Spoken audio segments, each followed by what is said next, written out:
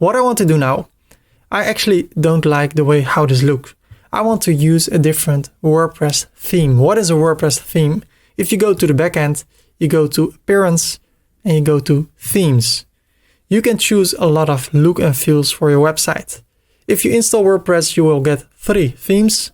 And if I would activate this one, the information on your website will stay the same, but the look and feel and the navigation will be different.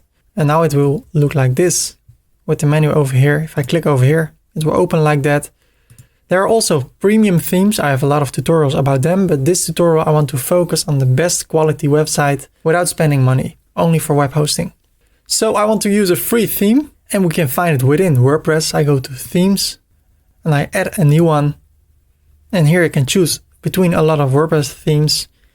You can even take a look. I want to search for PHLOX, Phlox. It's a flower.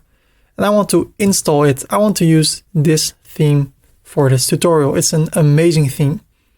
I activate it. And what I like to do, I want to keep it clean. So those themes I don't need anymore. I have Phlox, I don't need those 3. So I click on Theme Details, Delete, Delete, and the latest one, Delete. Well, if we take a look at our website and we refresh it, we don't see much yet. Our menu is gone, but we will create something beautiful out of this. So I go back to the backend, and what it says here above, I need to install the core plugin. I click over here. I say install now. And I want to activate it. I can run the setup wizard. I don't want that. I want to do everything myself. I want to add my menu. So I go to the backend, menus. And here below, I want to assign this menu to the primary navigation.